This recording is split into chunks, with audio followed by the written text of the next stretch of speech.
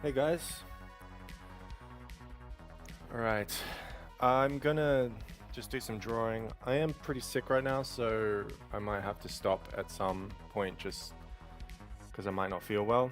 But what I wanted to do is, from my previous video, some friends asked, like, what is this properties thing that you're talking about? What are the actual ways to practice speed, force, and fitness in art? And so basically, speed, force, or you can say strength, and fitness are just general properties that impact your drawing. And they're kind of like after you've got the initial sort of things down, like, oh, okay, I've got like strokes where I can come across, I can come this way, I can come down, I can come across this way. When you've got like strokes down and you've got the ability to kind of like follow a racetrack and do that, like say you've got like specific requirements here that allow you to like go through a racetrack. Like once you can kind of like draw with a combination of curves attaching to your straight lines, so straight line and then a curve, or straight line with a curve, or maybe it's a straight line, a curve, and a straight line, or whatever. So once you gain the initial abilities of just controlling from your shoulder and controlling um, your pen, like knowing when to use your wrist, maybe sometimes when to use your fingers. So fingers are going to be super small. Your wrist is going to be sort of relatively medium, and then your shoulder is going to be much larger, right? So you can do circles with your shoulder.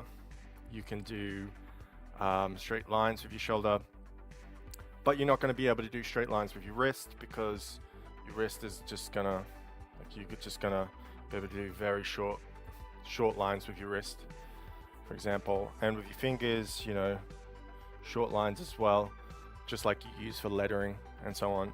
So knowing your wrist, knowing your fingers, knowing your shoulders, super important. Um, knowing the just knowing those technical bases is kind of the first step to drawing, and it takes you about a week, couple weeks. You just do a couple of drills. But speed, force, and fitness is what I recommend building next in your ability to draw. So not specifically learning to draw eyes, faces, bodies, and like perspective grids and things like that, like that people might ordinarily get you to start on. Instead of doing that, just thinking of like, all right, I've got a working limit, and as a person with low speed, force, and fitness, that working limit isn't going to allow me to do very much as an illustrator, or as a drawer, or as a painter, or as a clay sculptor, or an architect, or something like that. Your working limit is going to just be, I said, let's count these in apples. So we'll just continue that trend. So say you've got an apple, and only one apple you can spend every single day to do something in art. And it's like, well, then how do I have like super quality things that I can train, um, that expand this working limit? And the way to do that is by focusing on speed, force, and eventually sometimes fitness.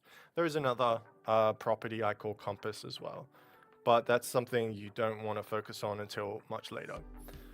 Compass is just the ability to locate what the right answer is between multiple different conjectures and points. Like someone might say, oh, what do you think is the best way to do this design in this situation, in this context?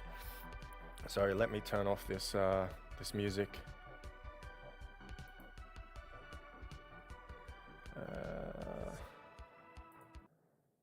Because that's kind of way too annoying. All right, so if there's like conjecture and there's different ways that things could be done, different solutions, like what is the right answer, and you want to be able to use an internal compass to be able to direct you and understand what the right steps might be, the right uh, what your limits are and how certain things might be done. So this is much more of an art director level of capability, which is your compass. Um, so an art director will need a lot of compass sort of ability. Someone that's working on something that's very long and arduous needs a lot of fitness. And all artists need either speed or force. So you can actually specialize and say, like, I'm going to be a speed artist, like, woo, or I'm going to be a forceful artist, or whatever. Like, force is slower, and speed is obviously faster and more brittle, much lighter. And I just want to go over how you can actually increase your working limits by increasing these, and how that can basically make you better at everything that you're going to draw. Um, and what you want to do is, say, if you are practicing speed, force, fitness, or compass, you want to just uh, also do in parallel um, the things that you want to draw. So, for example, I'm sort of more interested in manga type stuff, but I don't want to do it like manga. So, drawing portraits and faces and things like that is good for me for my practicing. While for you, that's going to be different stuff, right? So, you want your personal goals to be attached to the kinds of things that you're practicing, the drills you're doing. And you also want to focus on a specific property that you want to expand. Um, and then that will give you greater working limits with that property, right? Does that make sense? So it's kind of like you're going to level up this ability to do a specific thing in a fast way. And I just want to give you an idea on how to do those drills. And I'm going to do it by the example of manga type stuff, but you can also use any of your own kind of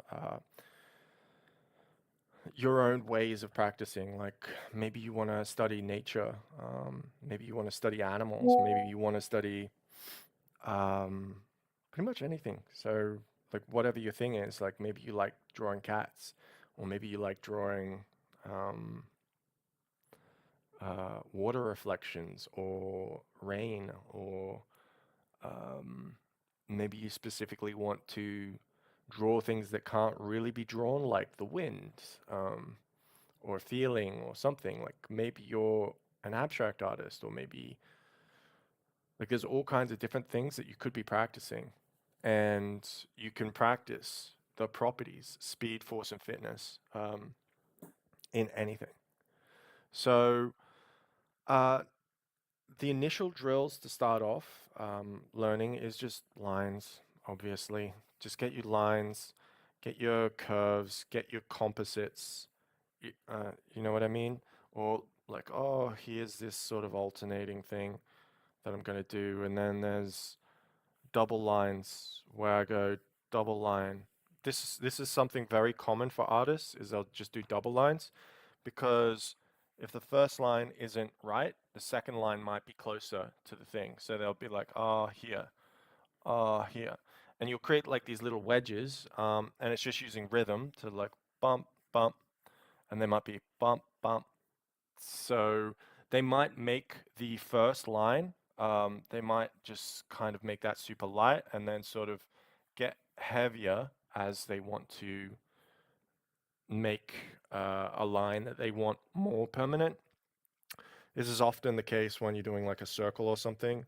If you're doing a circle, you you don't necessarily want to do one heavy line doing something.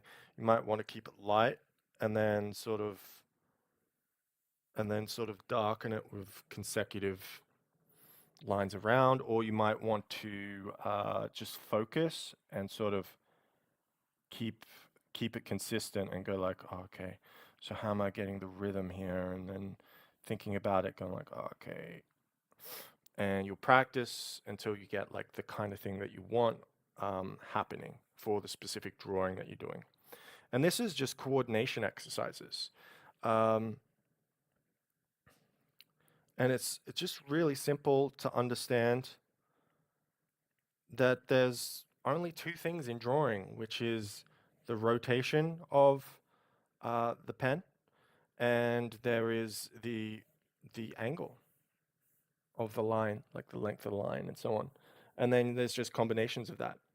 So just practicing and coordinating is super useful. And if you want to make that more advanced, the very next step that you do is you create racetracks or something like this.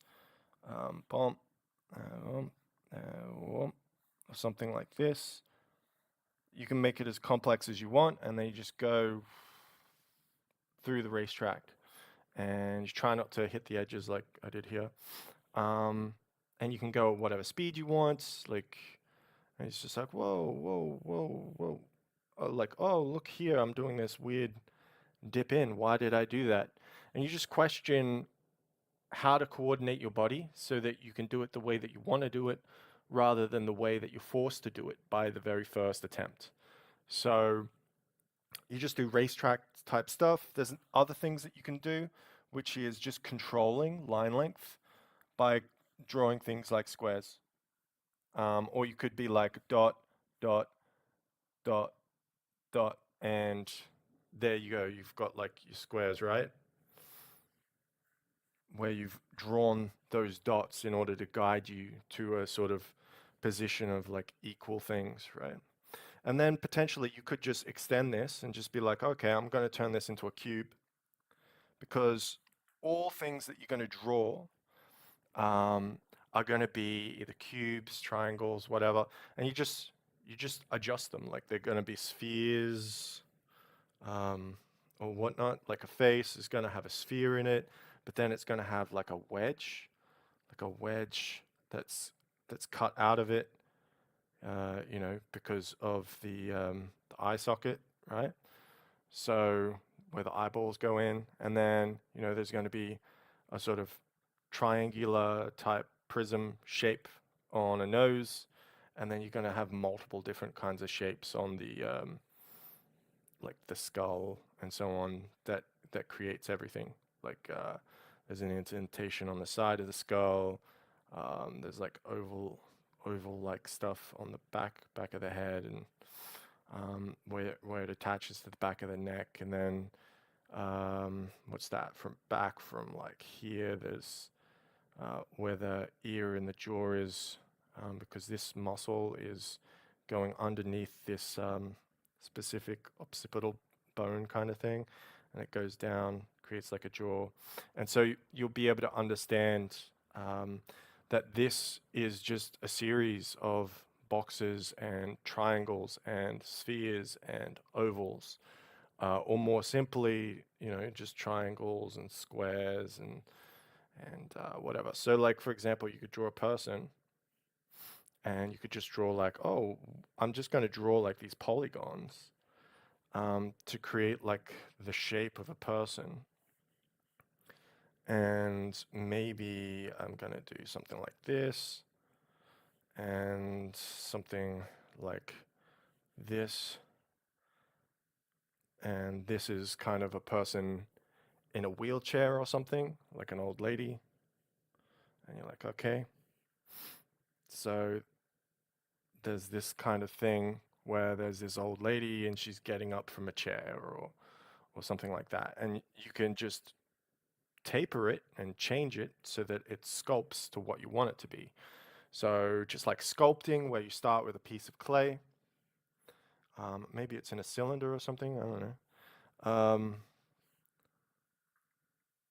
Like whatever, it's a cylinder, and you're starting with that, and you're just like, okay, well, I'm gonna start carving bits out of this so that it becomes the thing that I want it to be. Now, what I'm saying is, once you've coordinated your strokes and so on, you just coordinate your strokes in more complex shapes, and you just start with simplified shapes, which is what they call forms in art. Like that's the lingo, forms. You're drawing forms. So drawing a person, like this is 2D, but you can do it three-dimensional, where the lady's got like some ball head, and then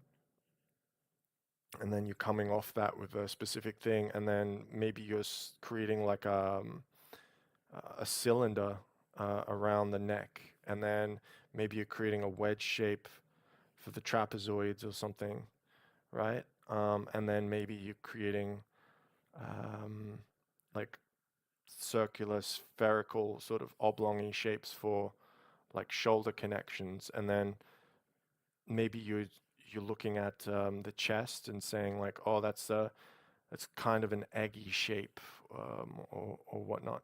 So then you create like whatever, however you specifically want to do it, right? But this is creating it with 3D forms.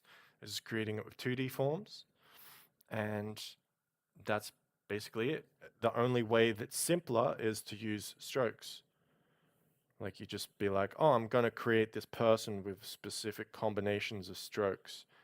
But you've got to know what those strokes are so that you can be like, oh, okay, so then we're going to just do a stroke here like this and like, I don't know, whatever. So you've drawn with strokes rather than shapes.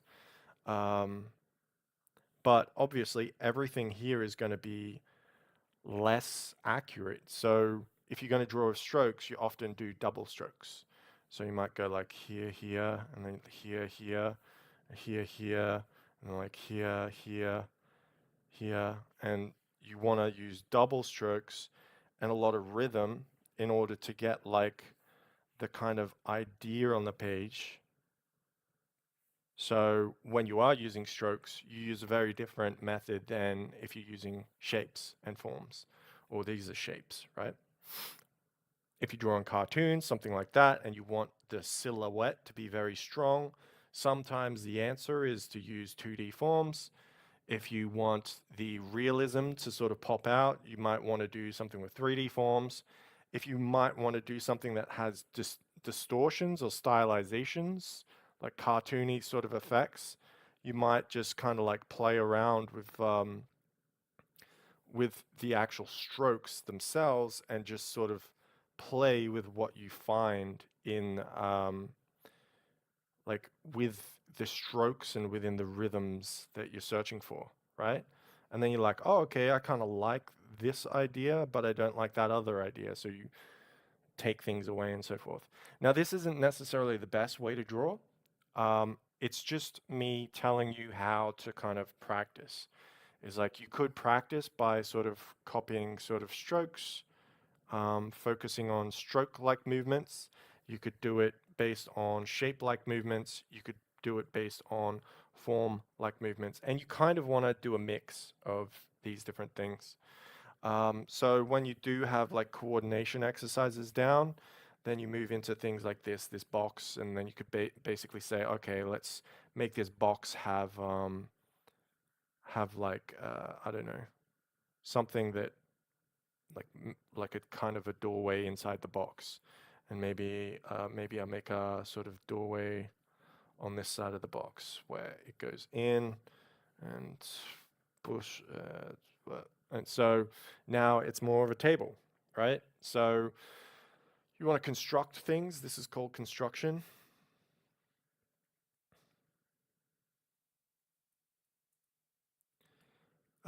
This is basically just iteration. And this is silhouettes. Oh my God, I don't know how to spell silhouettes, but whatever. We'll just assume that I got that right. So these inherently all have weaknesses to them. So using different styles like construction, like this one's the construction, so is this one, but this is also a bit iterative. Um, the weakness of a construction is it's going to be very rigid. So you're like, this is a block like this. And maybe you didn't position the block exactly right. So later on, you're like, well, now I can't really change everything else in the scene. Everything in the scene has to like fit to this block. So everything has to have the perspective of this same block. And I'm not sure that perspective is quite right. I'm not sure if I like that. So then what are you going to do? Come back and then just adjust the block like, oh, which it should actually be a tilt like this for the block, and then like this for the block. Like I feel like this is the better way to do it.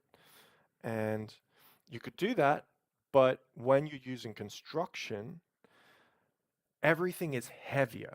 Everything is going to require more force or strength to move because you're going to have to do a lot of stuff to get this form to work. And then by the time that you want to change something, there's a lot involved there. And this is an aspect of force or an aspect of the property of like strength, force, that kind of thing.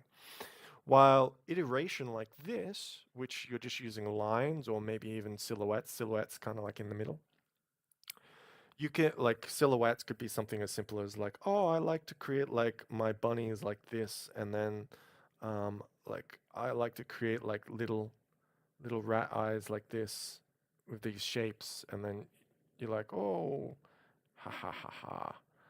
And maybe you create lots of shapes or symbols or something, to draw what you're doing. Like some people really like doing it that way. But iteration, like with lines, where you just go like double line and then you just like, oh, here, here, here. I mean, obviously you want to use lighter, um, something lighter if you're doing that. Generally, you're going to be using, say, a pencil. Where's a pencil? Where is a pencil? Oh, here it is. So a pencil, let's reduce this size. This allows you to do like multiple passes, for example, and then you can just kind of be like, you can experiment and stuff like that. So pencil is going to be good for iterative type things. And often, this is just a tip, people do it in blue. So if they're doing pencil like this, they'll just do certain stuff in blue just because it's less obtrusive. And then if you go over it in black, you can just be like, well, I'm going to do it like this. It's how I'm going to have it this time. And then we're going to have this. And so your black can be much of a darker sort of accent, and then the blues it's just there as a guiding line. Um, so that's something you might want to know. And with this, the kind of weakness of this is obviously you get these scrappy lines. Things aren't as like there's the relationships between the things that you're drawing aren't as complete as if you were doing a construction, because you're not wasting time or spending time and effort creating those relationships. You're just spending time basically on the outside view going like, oh, I don't like the height of that, so I want to like change the height of that, and I want to change the shape of this line so that this line does this a little bit more. And you're like, but maybe that doesn't work. Maybe I've got to stop that and I've got to like erase that over here, and then I've got to change this thing. Like doing this is going to get wobbly. It's going to be wobbly, and you might not even realize it. You'll go like down a rabbit hole of like changes, and all of a sudden the thing will actually look weird and distorted. And you'll have to go in and you'll have to grab like a lasso tool, and you'll have to be like, wait, so actually we need to move this like here or something. And then we have to like grab this, and like that's not in the right position, so we want to go there. And then like, oh, okay, so there's this nose, that's cool, but maybe I want it to be like higher. And then I don't know, these lips are like way too low, it looks super depressed, so I'm gonna like do this kind of thing, and it's changed the expression, it's changed the whatever. And you might be like, oh, what is this? He's like got a swollen cheek. No, we need to move this across like this. And depending on what your design is, your ideas are, doing this is perfectly fine, but it's going to look so sloppy, right? Like this. And so you're going to really rely on later stages of your drawing to like improve this and make it look like something rather than it looking like trash. So this will look kind of trashy and you'll be like, oh my God, now I feel like super insecure that my drawings don't look good. But you always want to understand that whether it's construction, which will probably look better right away, but sort of lose its power later on when you realize that things are misorganized. This will sort of have, this will look trashy early on, but then it will get stronger later on because it probably has a better idea of the composition or the overall planning because you're able to change these lines and then say like, oh, but the way that I want it to look, I'm going to adjust for things. So sometimes I would say just using lines is better for planning, um, while construction is better for like refinement, and having a more accurate drawing. So this is going to create like way more accuracy, but this one's going to make it closer to what you want. So more of a composition. So it's more about the multiple parts fitting together in a certain way. And this is going to give you identity, like a better sort of punctuation. Um, so shape language and so on. Like, oh, okay, so a dagger should be thin and long. This could be a shape idea, and you're like, okay, so I want the shape language of like a thin, long dagger in this thing because that's what I want, or I want the identity of a scythe here, or I want, you know, this character to have a profile that seems like dangerous. So maybe I'm going to specifically make it that way with the shape language. And so it might be that they have pauldrons or something, and those are like dangerous and spiked or something. And that's what you get from like shapes. So some people will really be into doing like more shapes. Other people will be into like doing these iterations. Other people will be into doing like more constructive drawings. And that's going to be dependent on yourself as to how you want to do that. There is also another thing that I should describe to you in regards to drawing, which is something called blocking in. So paint, paint. Okay, so let's say we're going to draw a face or something. Um, you could just basically block in parts of the shape that you want. So, like with different colors or whatever, um, like this. Let's reduce the size of this maybe. Where you put paint in certain locations in order to signal dark and light spots. So bottom of the nose, eye sockets, the turn away of the face here, maybe even like along down here into the neck or whatever. And you're blocking in colors that later that you can be like, okay, so I want this to be a little bit lighter here because I don't know, I'm gonna lighten this, and this is another way to draw. So you might be like, okay, and then I want to get like much lighter on the tip of the nose, and then I'm gonna get much lighter on this side of the eyes and this side of the eyes, as well as like over here on this side of the cheek is going to be nice and light. And okay, and so the top of the lips here, maybe there's some lightness, I don't know, and maybe like some darkness and redness because like it's facing downwards.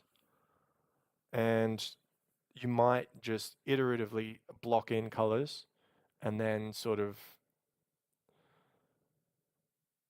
add layers to that until you get the kind of thing you're looking for, like, oh, okay, I got to make this deeper red, and because this is like a really deep shadow color along this part of like the ear, because it's going to be really, really obscured, really dark.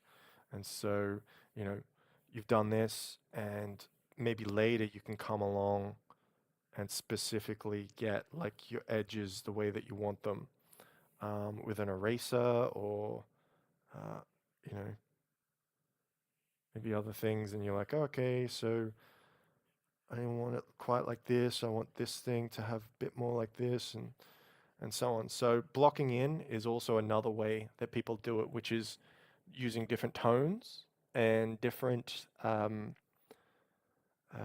colors to create certain, um, like show different planes. So this is very similar to construction, um, where you draw like a box.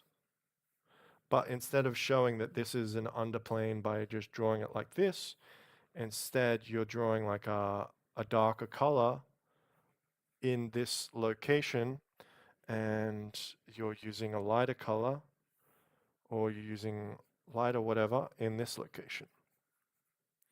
And this is what you would just call blocking in. So in this way, you can kind of control the sort of light that is being used, and you can slowly make that more accurate as you start approaching it.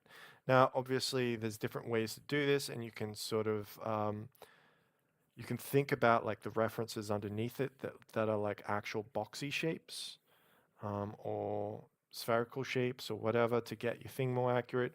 Or you can think about the lines, um, as to how you're going to specifically communicate this, whatever. Um, and yeah, but this is another way to do it. All right. So once you've understood that kind of thing, this is where we get into how you practice, or the specific thing of speed, force, and fitness. Fitness is very hard to train, so I would generally leave this a little bit later, as well as compass. I would train that later. So just kind of probably make a choice between speed or force is generally the better way to go. Force is more, you want to focus on shapes and things of that nature, like forms and such, and where they're organized. Like, how do you organize shapes together in the same sort of reference framework? So like perspective, and so forth. These are generally force-based things. It might be like, oh, okay, but I want everything like this one. I'm actually gonna rotate it differently, and how am I, like, why am I rotating this one differently than these other ones? Like, oh, maybe I've got a reason to separate these two on a different plane from this one, because this one's rotated upwards, um, because like a hand is holding it and is like actually rotating it to look underneath. And maybe this is the reference frame, but then the observer that's picking it up is like twisting it and rotating it in front of itself. So this is all about reference frames and structures and points of view and camera angles, um, and specifically understanding how to coordinate them.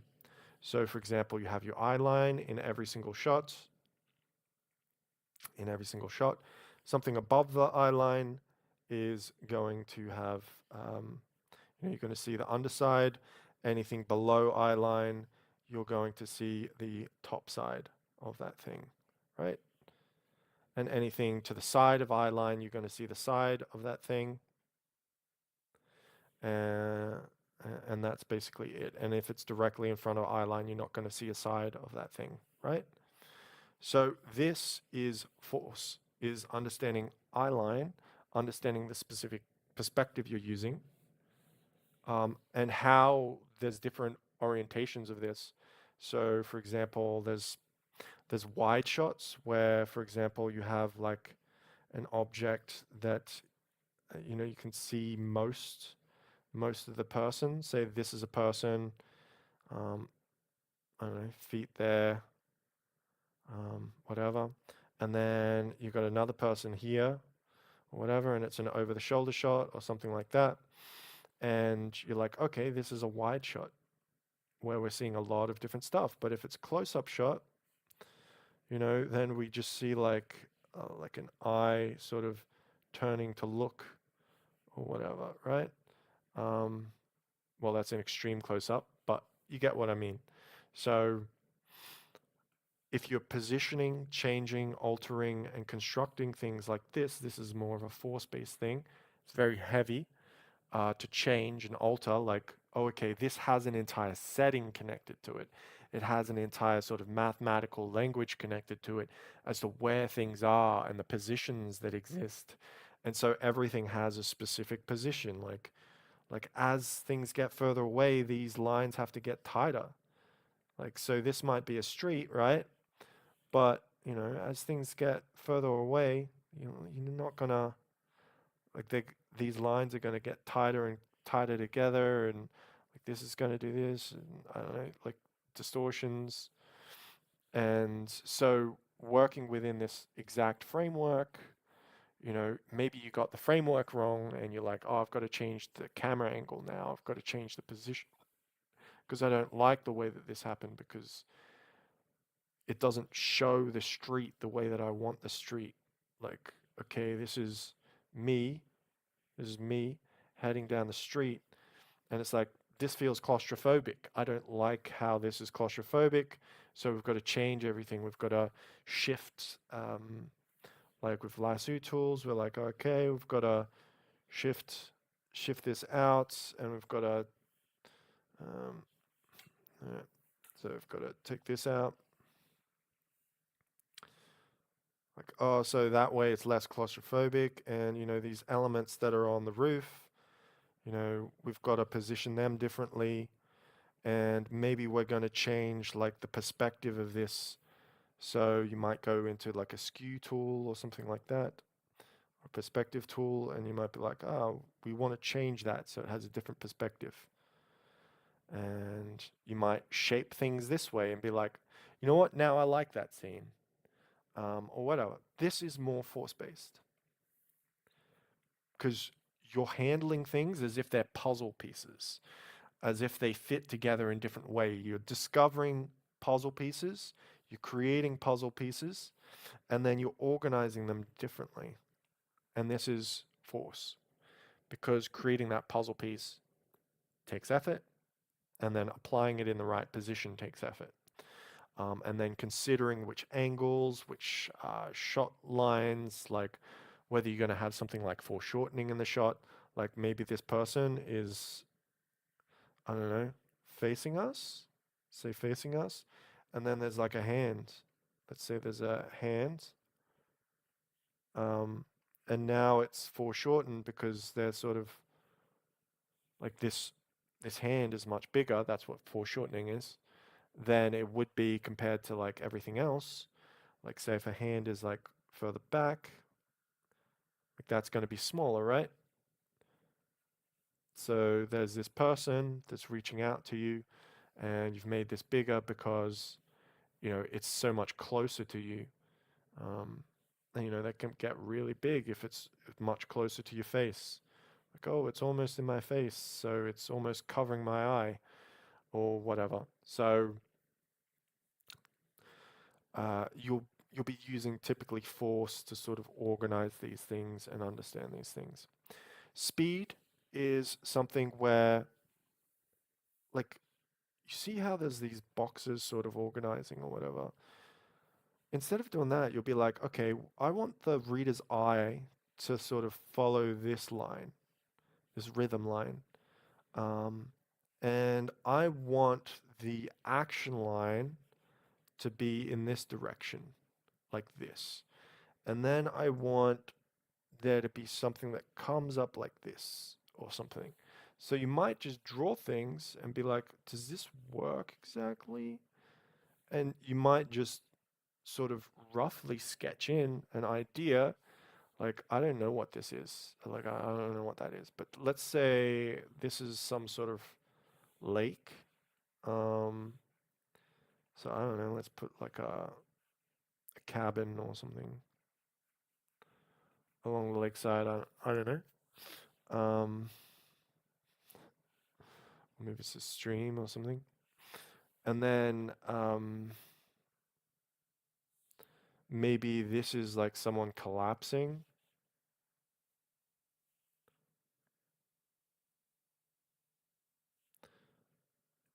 And so you're like, oh, okay, so I can do something. I don't know. Where there's a collapse. I don't know. And then maybe this thing is, I don't know. Maybe that's like a drop of something. Like, I don't know. Maybe it's water. I don't know. So maybe you specifically are creating things with certain rhythm lines to create a certain effect. And this is more of a speed-based thing.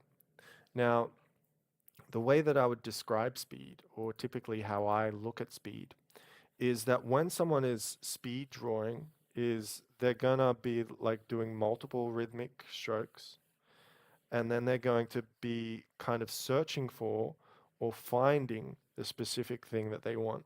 So what a lot of people don't realize is that when, say, you're recognizing a scene, people don't actually need a lot of information to be able to see something in like squiggles or whatever.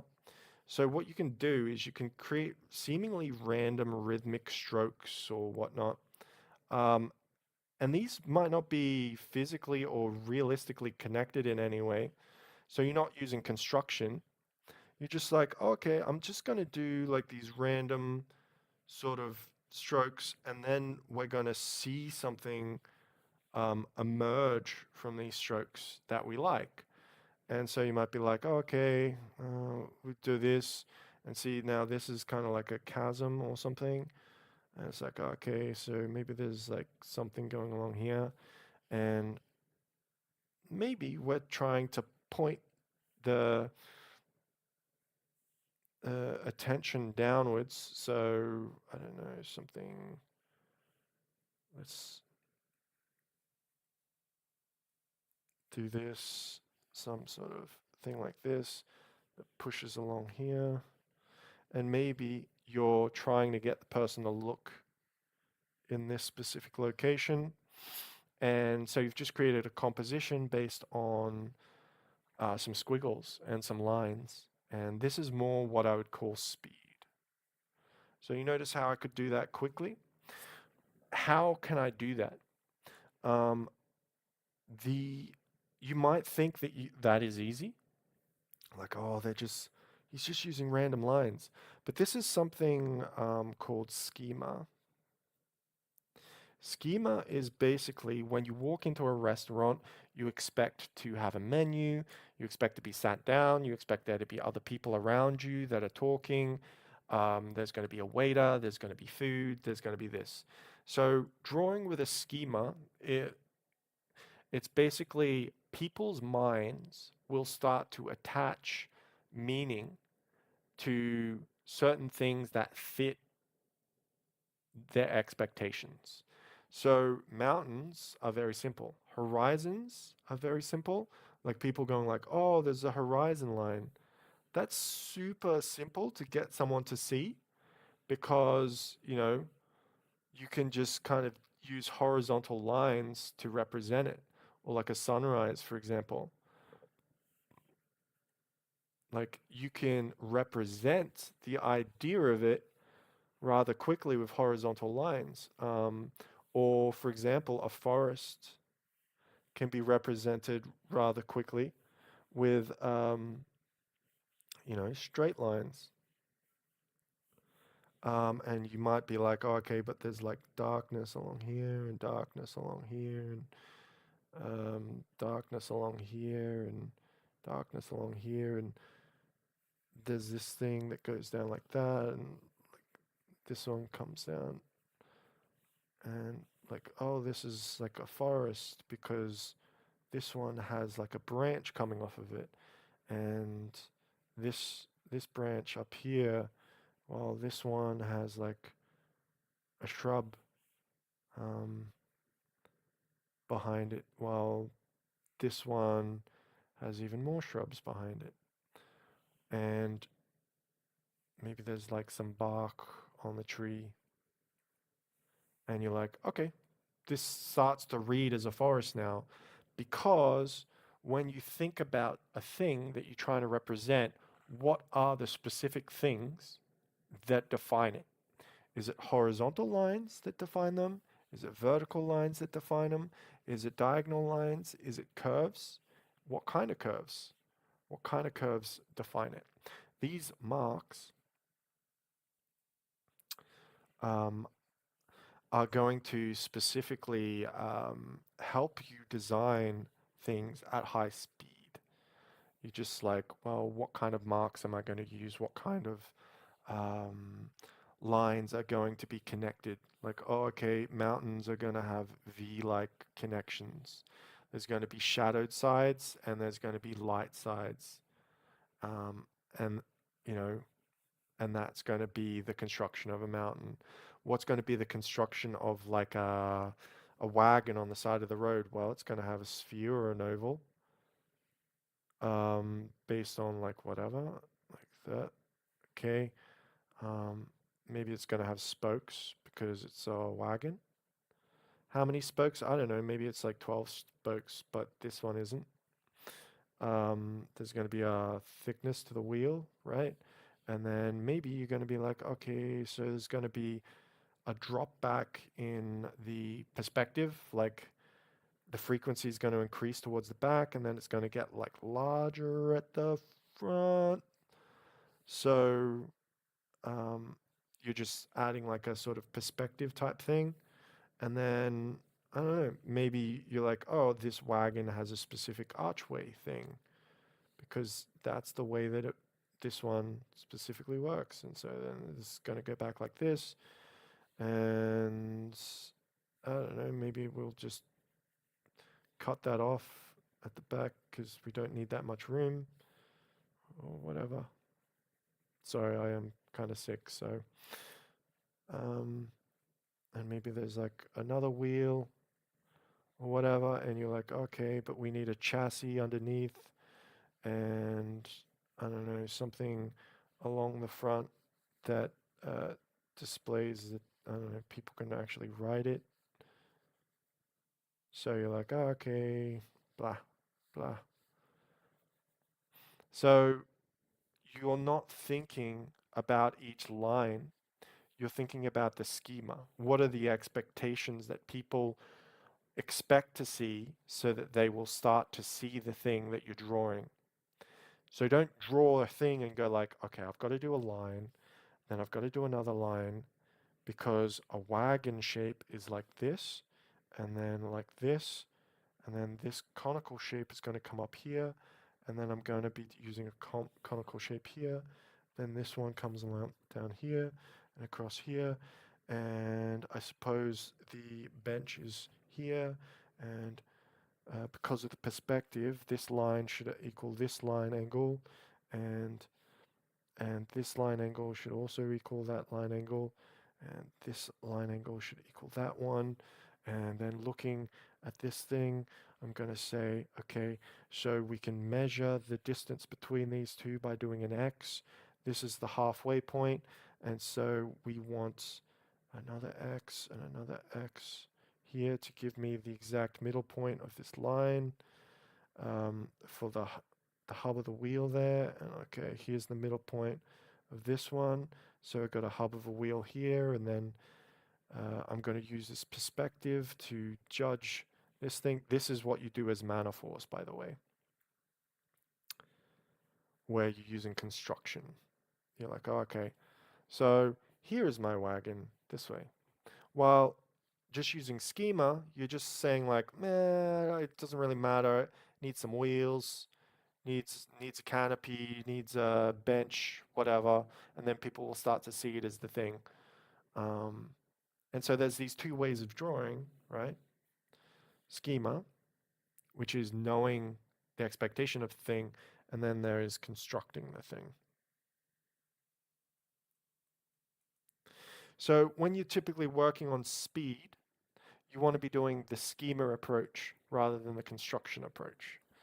And what that means is that whatever thing that you're drawing, say if it's faces, for example, just use quick rhythmic lines. Even if they don't really show anything and they're just like based on like feel or something, and you're like, oh, that's completely inaccurate, you're just going with rhythm and feeling to be like, oh, okay, and so then I'm going to come up along here, and then maybe there's a thing along here, and then up like this. This is working on speed because this allows you to just be like, oh, okay, I'm going to do this and this and this, and this gets me to the schema of the thing that I'm looking for, and I don't know where the thing is that I want, but you can look at it in different ways and find different things in there and go like, oh, okay, so this is speed, this is the thing, this is spontaneous sort of realization of what I'm drawing.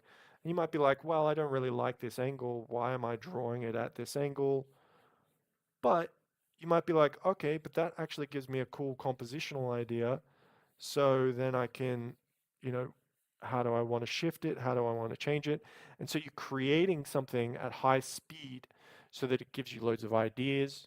And so that you're like, oh, okay, so we can do this and have this back here and this back here. And like maybe we can swish off hair like that. And maybe there's this rhythm that can do this. And maybe I can try a rhythm that does that. And I don't know what is the way that I want to do this thing? I don't like it's not being super decisive. It's just being like, we can deepen this part and then we can sort of sharpen the clarity here along this part here. So there's deeper clarity here.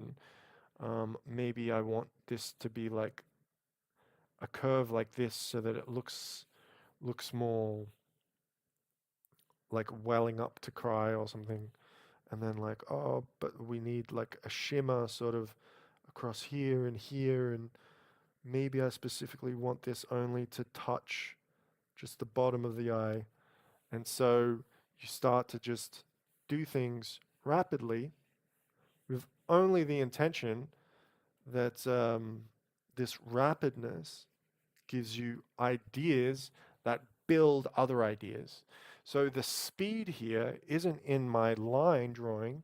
The speed here is in my mental ability to say, what is this doing? How does that look? What if I try this? Does this one work?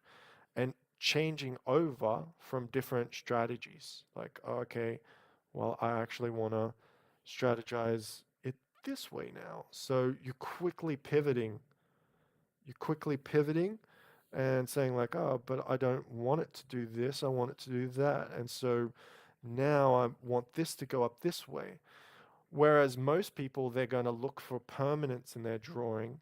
Speed is looking for the spontaneity and the rhythm of the drawing so that you're like, you know, I like this, but like, how can I like crinkle the nose? I don't know how to crinkle a nose. I don't even know the technique. I've never crinkled a nose before.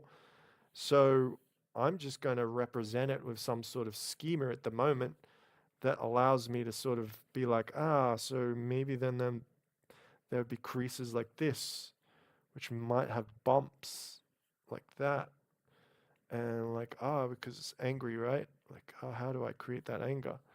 And then It's like, well, how then do I create the shape of a mouth that is angry?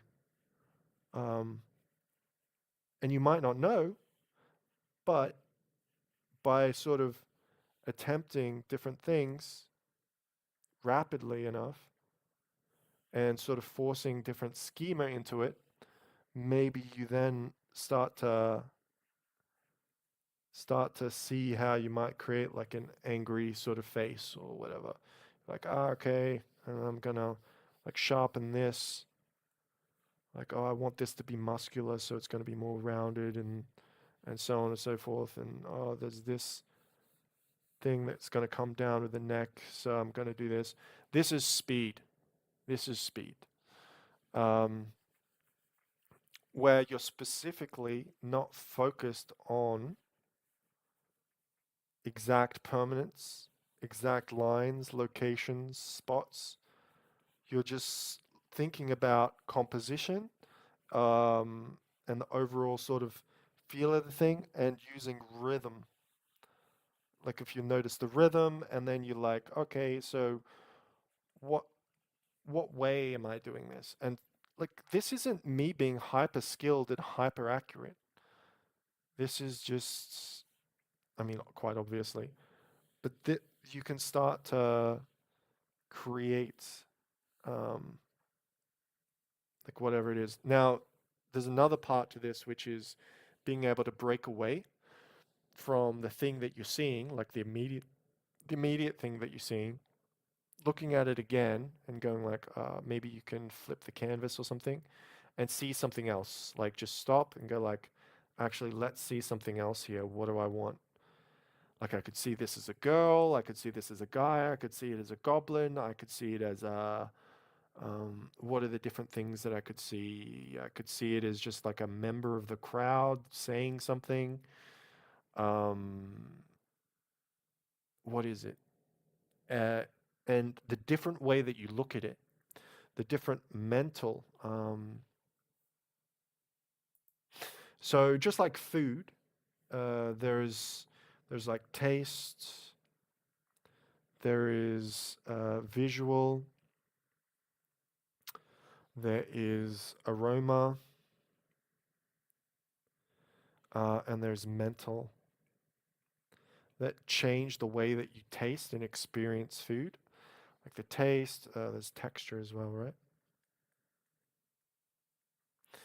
So the texture in this is obviously in all this rhythm. The taste is like, okay, what is the overall arcing sort of like shape language that's being described here? Um, the visual aspects is like, what parts are you actually highlighting? Aroma, there's no smell in drawing. But the mental aspect is, what are you expecting to see?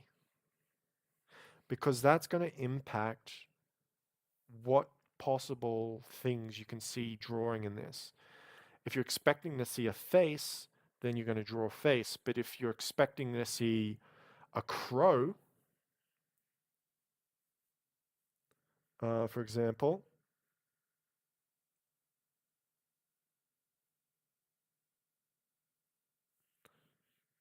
a crow,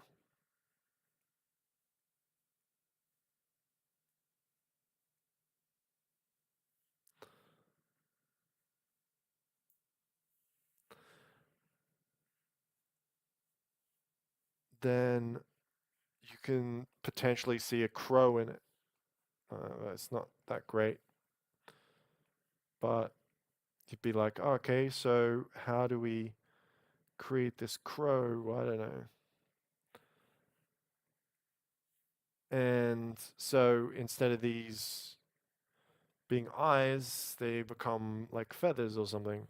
That's terrible, but you get the idea that different things, depending on the way that you see it.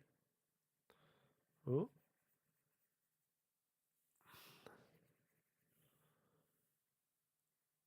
I think I just drew an incredibly terrible looking crow head, that's all.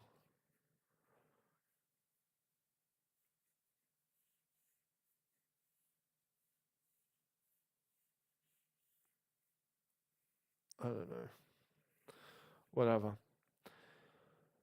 But all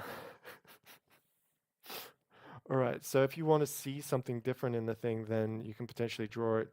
I think this point at this point I got a little bit too far into the drawing to change it. But what you see is going to impact what you draw. So take a moment, stop, pause, think about what you're actually drawing. And this is the mental aspect of drawing. So doing the speed or whatever, that's good, but just also make sure to understand that there is like pivots that can be done at each specific stage, and that those pivots are then going to change where this goes. So you're going to be drawing in a direction like this, and then you might get a pivot idea, and then you'll draw like in this direction, and then you get a pivot idea, and then maybe you draw back in this direction. So what I'm saying is this was a person, and then it was a goblin,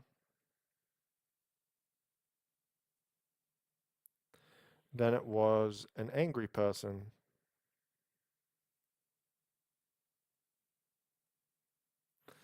And so when you're using speed, what typically happens is that the pivot method, which is you have a starting point, a schema. This achieves like a first image.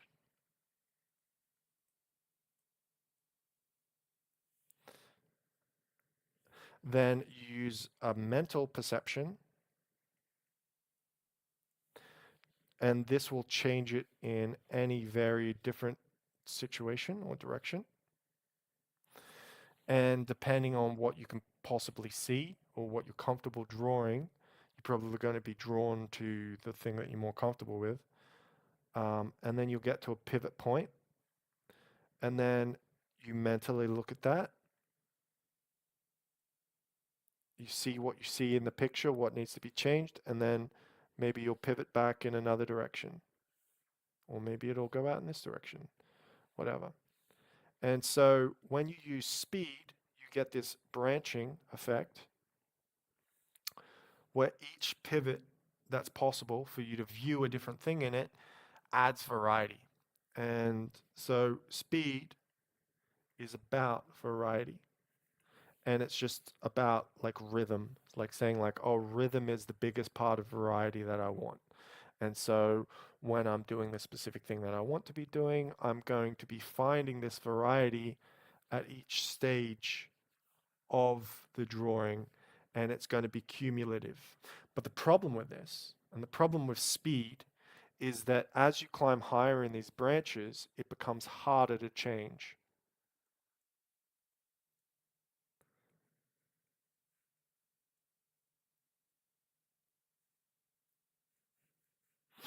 It becomes very locked in. It has an identity of its own, a kind of feeling to it um, that you might not have intended. And so finding your way up these branching pathways to where you want to get to is a bit like trying to navigate a rapid river. And that rapid river can be very sort of whoa, whoa, whoa, whoa, whoa, whoa. Oh, this over thing on the left, this one thing on the right, this thing happening here, this thing happening there. And since drawing is all about intention and what you want the drawing to become, so like I want intentionally to get to a place where I want it to be rather than I just want to end up randomly in some place that looks good. Like you want to intentionally get to the place that you want to get to. Speed is going to be using this branching method with loads of pivots, and you're going to be using these mental stopping points to adjust what you see in the first image and the second image And what you might do is you might just save the first image, you might save the second image, you might save the third image on different layers, um, so that you have different going back points, so that you have save points to jump back to, and then you're like, actually, I want to try this direction this time, and so you go back to a jumping point, and then you go back up in this direction. And this is speed dependent because you can't go through these varieties, these branches, these things, and control it with intention unless you're fast. If you spend time on each and every one of these, it's going to be tiresome. Everything's going to be floppy. Like when you're using speed, it's a much floppier style. It's a kind of thing where each specific branch that you go up, it's twisting and changing and fluid and weird. So you're not necessarily going to get exactly a specific thing. But this is speed. So what I just think of speed is, and like when I'm practicing speed, is I just think double movements, rhythm, and schema. Like what is the expectation that people want to see? And then how do I build on that? And then you're like, oh, okay, but then I want to do this and this. And I don't try to be accurate. I try to be rhythmic. Rhythmic. It's like dancing, when you're using speed, because you go up a branch and then you pivot and then up a branch, pivot, and there's like different directions that you can go. So, like, like choose your direction, choose the way that you want to go. And that's how you draw something. So if someone says, "Hey, listen, draw Donald Duck." And you're like, "Donald Duck, ugh." You're like, oh, "Okay, well, I'm going to use speed to draw Donald Duck here." And so you're like, has a bill, right? Has a bill, right? I don't know. It's usually angry, has like big eyes, like these stupid big eyes. I don't know the way that they look. Whatever. Maybe he has like big eyebrows. I don't know if he has big eyebrows, but I'll give him big eyebrows, and he probably has like a little tuft of hair, right? And then I don't know, this weird cone head shape. And doesn't he have like these weird nostrils? I think he has weird nostrils, right?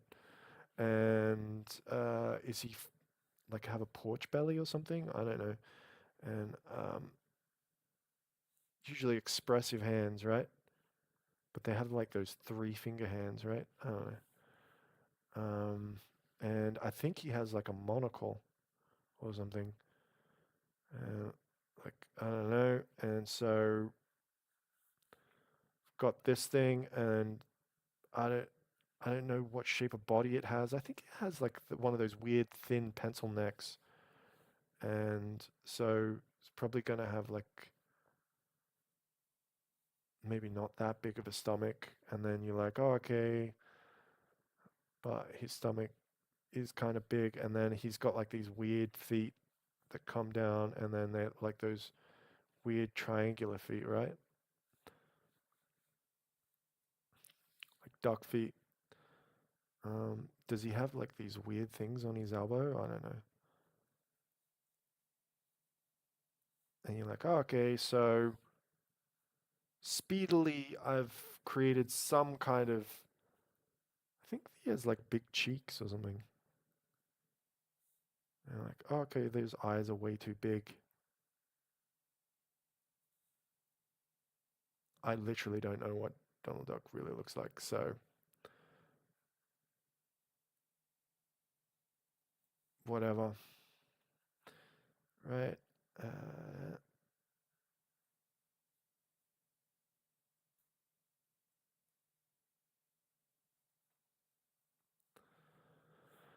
and so you might be like, oh, well, that's trash. I don't really want that. I want a different thing. And so you're like, oh, okay, so let's try a different thing. Let's try this and this and this, and try like the nose coming down this way. Like maybe he's like looking at something. I don't know, down that way.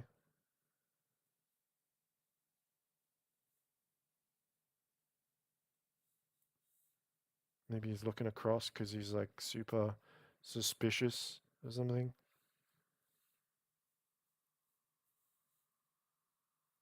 And he's like, yo, dude, step back. I don't want this. Like, leave me alone.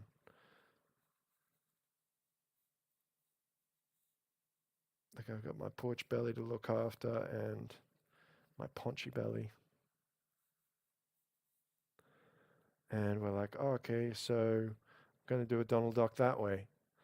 And so you're just thinking of the specific schema, you're trying to do things rhythmically, and then you're specifically trying different branches of things.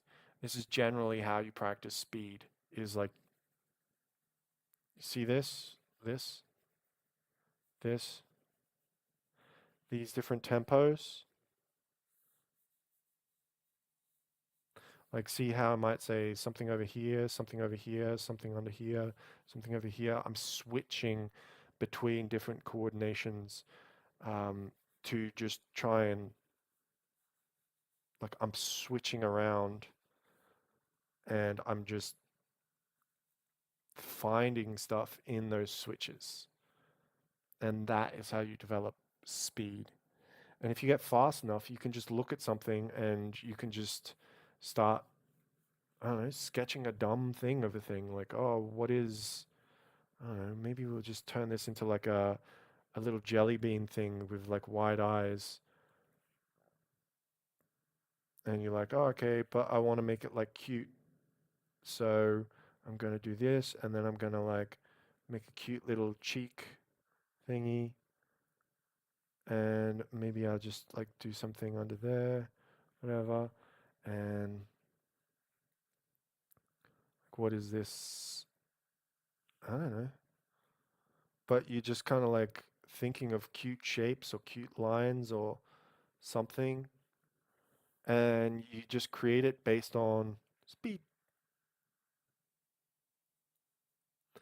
Speed and improvisation.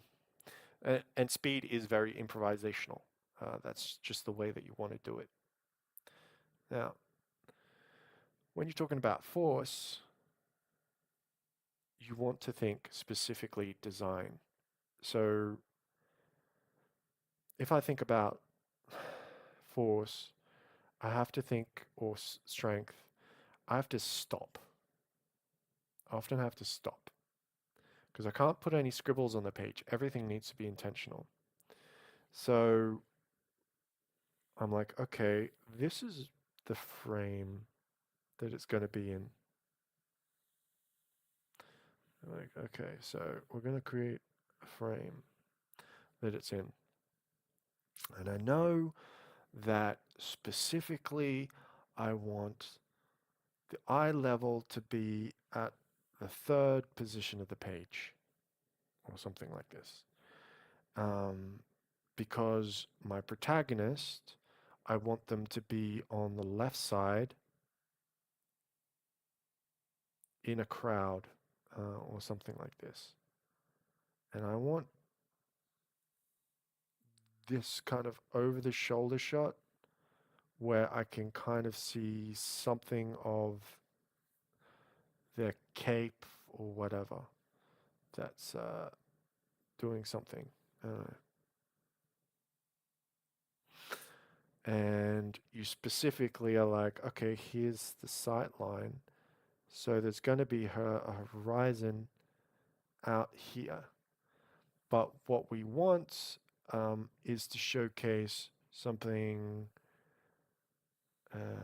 that's not going to that point. Like, is he going to that point? You might just be like, perspective wise, what have I got to do? Am I going to put the street line along this way or this way? And you're like, okay, so where does the street go to? It probably goes way narrower than that.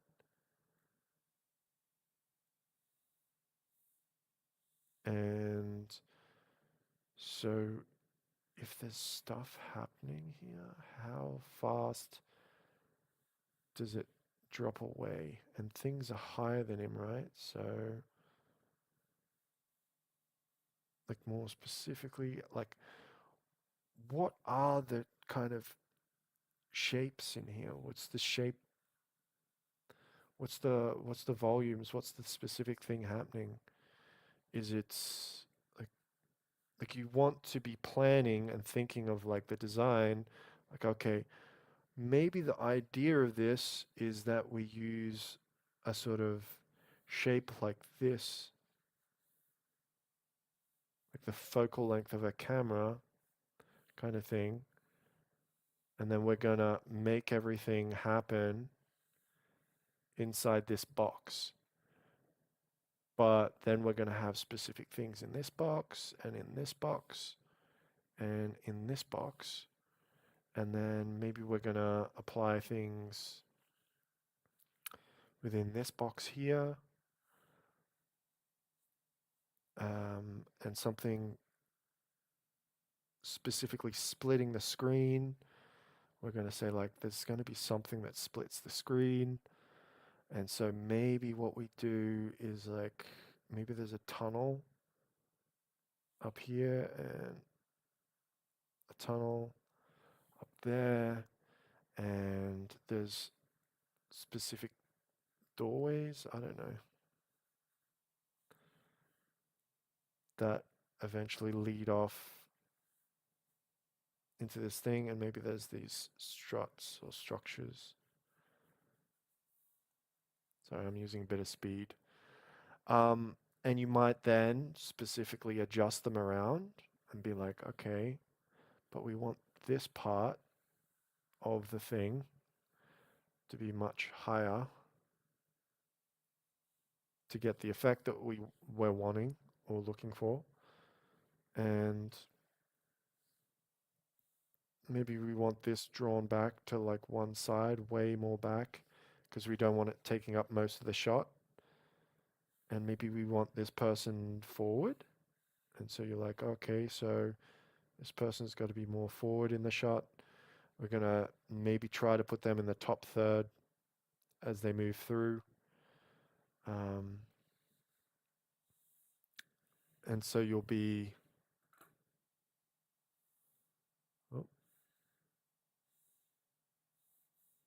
readjusting things to be like, I don't like that this is this low, because that's not going to connect, like he's going to be hitting into his head with that. So we've got to get rid of that line. It's very intentional, where you're like, okay, I'm specifically setting up this scene to have some sort of exact sort of nature to it. Like, do we want a sign to be here, like above the heads or something, that says something? Maybe there's pillars coming up along here.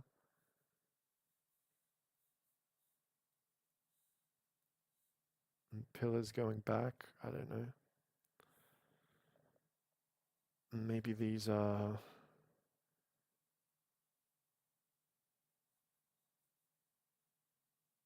specific things in the walls, I don't know. And so you will slowly start to create and construct a thing, not based on iterations, but this is entirely more mental. Like, you might create parts or pieces, and then you move them around, and you might be like, okay, well, do like this idea, but I'm gonna move this like way more here, so that we know what it is directly and it's outside of viewpoint. And then, yeah, I did like the pillar, but this pillar needs to move or something. Or maybe I'll shrink it. I don't know. Maybe we'll just get rid of it. And yeah, so doing force-based things would mean that you go in here and then you say, okay, I've got these perspective lines that are going directly through here and here and here and here. And then we've got this seat or something, seat way, and it's constructed, I don't know, whatever, in its way. And then you might have to think about actual sizing. So for example, here's a character and their eye level is here. And so someone sitting is going to be at about half that height or something, right? Like, or whatever, or a bit, like at least lower. And so if they're sitting and there's this kind of thing that goes off to there, this kind of thing that goes off to there, this kind of thing. So maybe they have to be like this size. So maybe that chair doesn't work.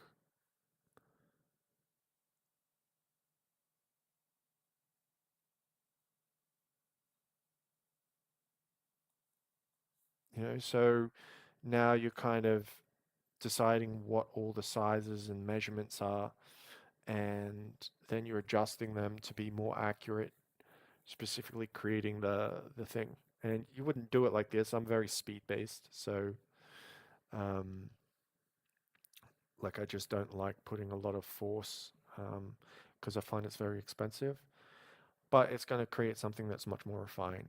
Is you're going, okay, but where is the exact box going to go?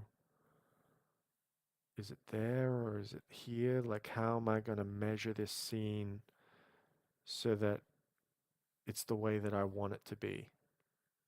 And you'll measure everything, you'll construct everything to fit what you need it to be and what would make it accurate. And you'll consider perspective, you'll consider like eye line and sizes, you'll consider shot type. Like, what is the shot type? You'll consider things like what are the specific compositional ideas, compositional motif, compositional motif. And you might have examples of that motif in mind. Like, okay, this is a subway-ish type thing or something. Is that accurate? No, that's not accurate. So then I'll have to like go back, stop, and redo everything and get it accurate and think about it and sort of process like, where do these lines go? Do they actually do this, or is there a different angle that it's supposed to represent? Like, how am I going to solve the problems I have in this picture? How am I specifically going to solve them? Am I going to look at that and say like, okay, well that's like a map board or something?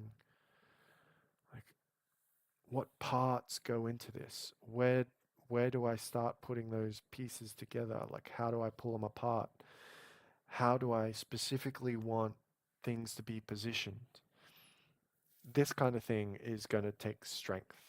Like, you're going to have to sit and then you're going to have to be like, oh, this just, oh, that doesn't work. And then you have to be like, oh, but that position has to come back like this way. It has to be smaller already because the camera angle that I want it to be, or the perspective I want it to show artistically, is more like this. And this thing over here, like maybe I've gotten everything wrong. So maybe this needs to be in this position.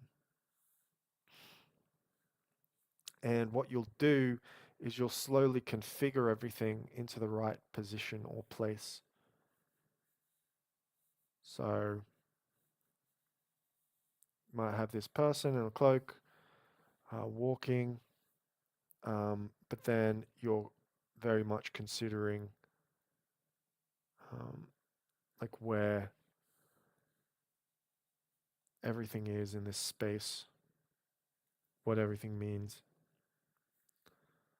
and so on. So you start to reconstruct everything over and over again, which is different than that branching method where you're using speed and then sort of adjusting. You're kind of always circling back to the same spot. It's kind of like you have iteration 1, and then you have iteration 2, and then you have iteration 3, and you're slowly building on that, trying to tighten it in.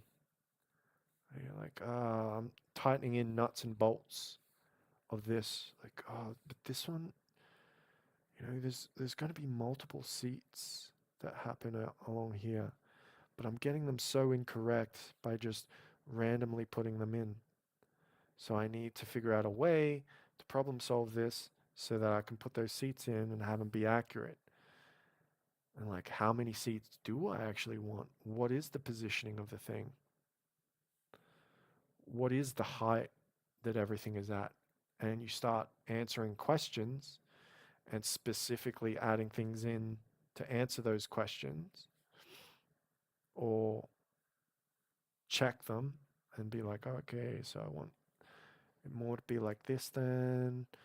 And do I want elements up on the roof that do something? Like, what kind of elements if I'm going to put elements on the roof? Are they like hand holding things or something?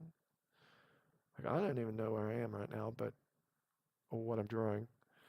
But maybe specifically, you're trying to, like, you want to know exactly what it is, and then you want to get all the different specifics in the right positions and the right locations, and then you want to think about whether that is the shot you want it to look like or it is not the shot. And so this is what you call design.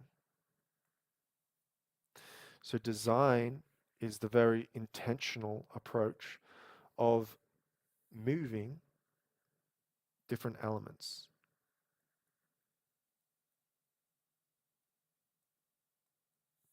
And figuring out in which way they're more aesthetic. So a common idea in design is large, medium,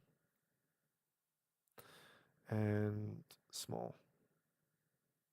So they'll create something that has like a large component, that has a medium component, and like a small component. And this will create a design aesthetic or whatever, where this is the highlighted part and this one is less significant. And so you're specifically thinking, what is being highlighted here is this person because it is large. What is secondarily highlighted is this medium position. And what is lastly shown is this small position or something. And so you look at things and you consider the design intent behind something and specifically shape what you're doing around that. And this is very difficult. It takes a lot of discipline to be able to put your mind into doing this kind of thing. Now, when I practice mana force or like thought force or thought strength or whatever, what I actually do is I just think of it like cats and dogs. So I have like this wiggly thing, and this wiggly thing. And I will be like, okay, I want this wiggly thing to be here. I want this wiggly thing to be more here. And I want this wiggly thing. Oh, God. What's this? Okay. And I want this wiggly thing to be more here. This is how I'll do Mana Force, or like Thought Force, because I will then just use this to kind of think of the shape or the idea that I want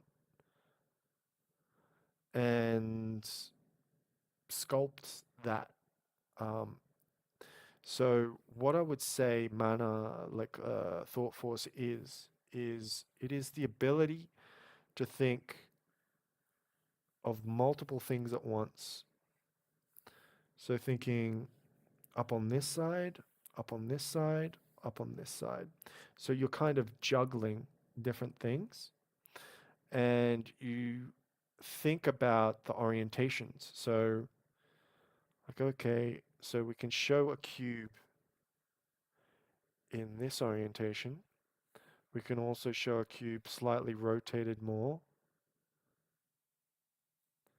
in this rotation.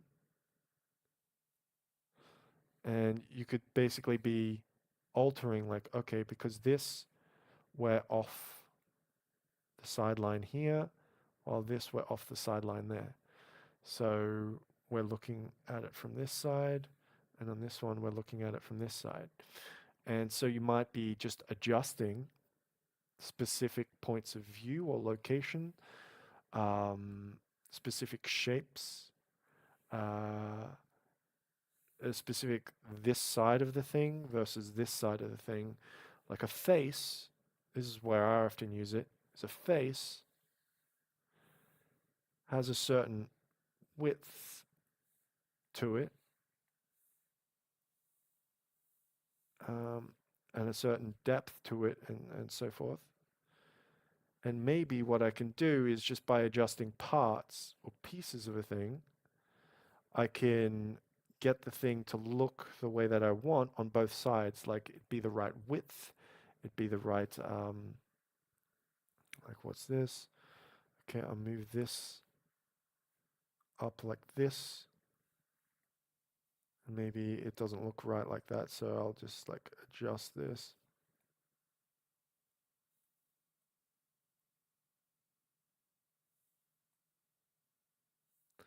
So maybe that's better that way, and so I can enlarge this. Like I'll be thinking of things in a larger way so that I can sculpt or change whatever I'm drawing to fit the thing that I want it to become. So generally, if I'm drawing with force in mind, I will create a thing or a set of things, and then you start moving them around. Or when you draw specifically mentally, you consider multiple things at once and then you adjust their position.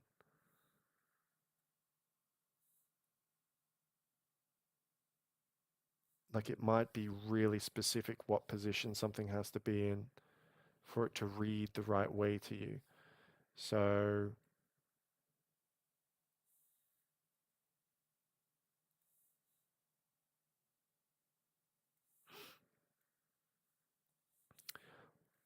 what the hell am I doing here? Okay, so I'm just showing that moving different pieces around allows you a specific amount of control. What is this? Why isn't it unclicking?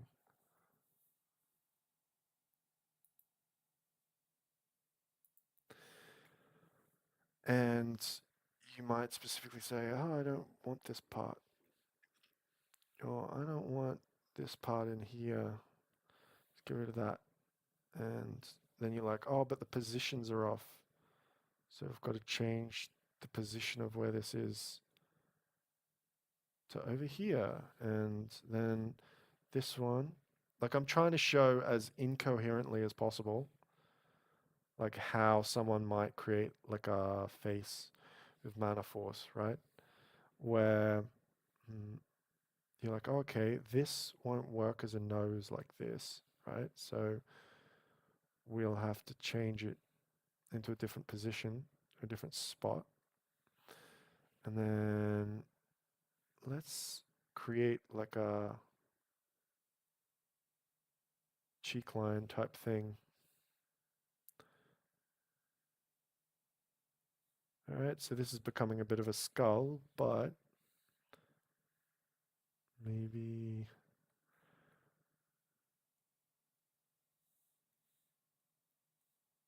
and then maybe I can use this.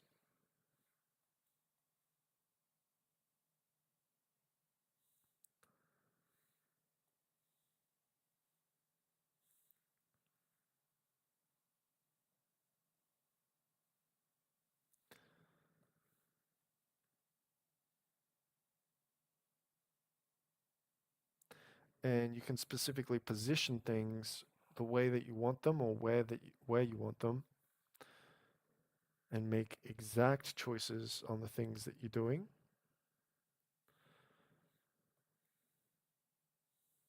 So I know this is a really bad example,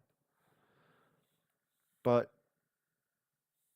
strength in drawing is about being able to take something as frustrating, for example, as exact positions and things of that nature, and then to specifically control them and go like, oh, well, I don't like the way that it is exactly here, so I'm going to change that. And then I'm going to sculpt this back this way so it can't have that position. And this, maybe that works, but it's got to be in a different spot. And then with this, like I'm trying to show it in a way that shows how abstract it really is.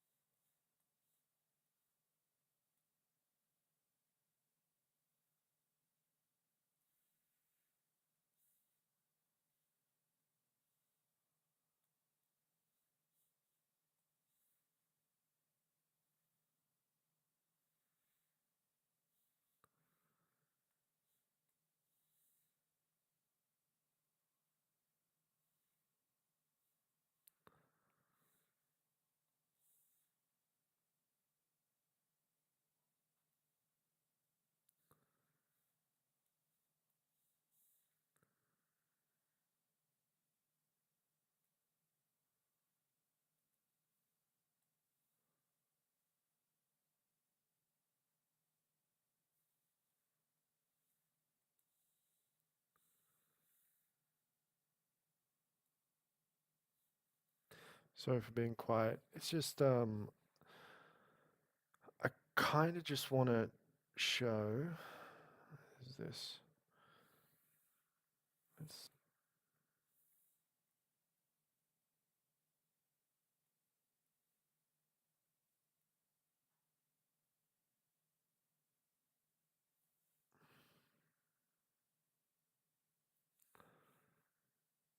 that you can draw with just considering different sides of a thing. Um,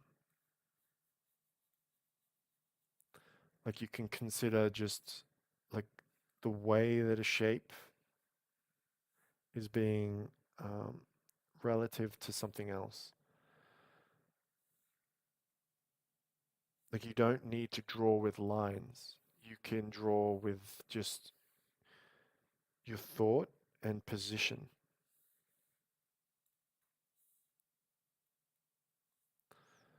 And so people might be like, what do you mean? But what I'm trying to say is, like, if you draw a shape, that might anchor you into something that you don't want. And if you can't change what's happening with that shape, like if you can't just move it and say like, well, which is often the case with lines. If you move a line, it's just like it's gone. It no longer reads as the thing that you created it as, right? So sometimes you might just have to create shapes, and you might have to create sides of things, and you might just then have to move them around to be like, okay, so I want that to be in that position instead.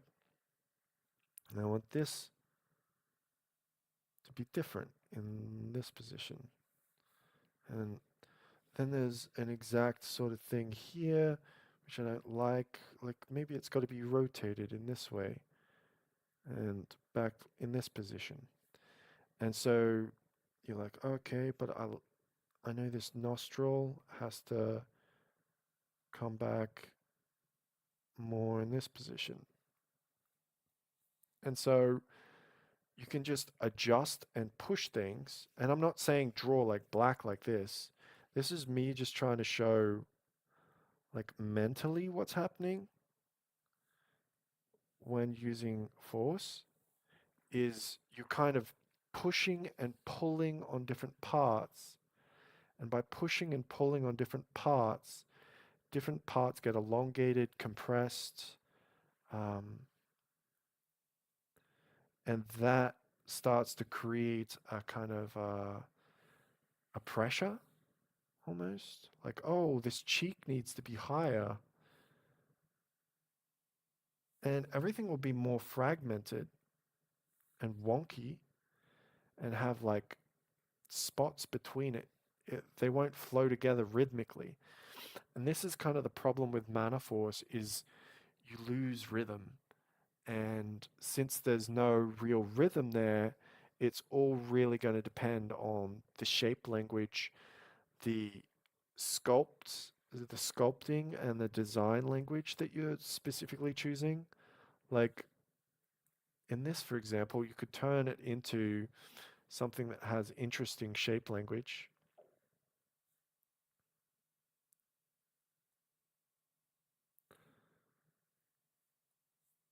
But it depends what you want it to be. So, yeah. But when I'm thinking force, I'm thinking I'm thinking changing different parts of a thing um, at multiple sides at once. So going like, oh, and then here's like this jaw shape. Maybe this jaw shape has to come in for it to coordinate with this other jaw shape on the other side. Or maybe it has to rotate a specific way because of what this other side is doing. And so I'll specifically be adjusting things based on other things. So everything is relative or adjusts relatively to something else. And so you're not drawing with a line, you're drawing with relativity. Um, I don't know if that makes any sense. But I kind of just want to show you that you can just draw completely with relativity and be like, well, what am I seeing in this thing? Which is kind of a way to break your expectations around what drawing is, because you think drawing is specifically being able to draw a thing. But what I'm telling you here is that drawing isn't drawing a thing, it is being able to change what you're doing to express what a thing is.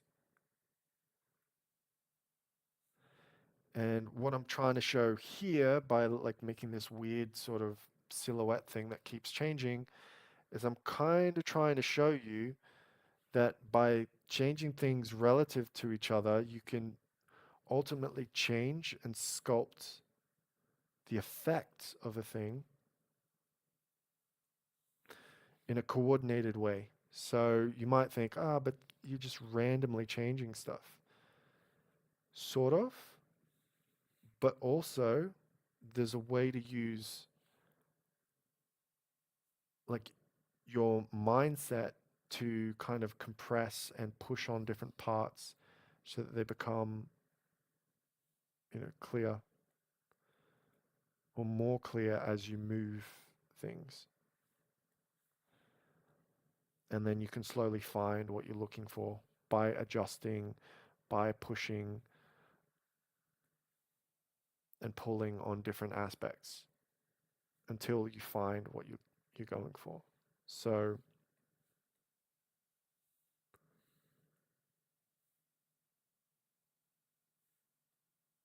I'm pretty sick. I'm starting to feel a bit sick now. So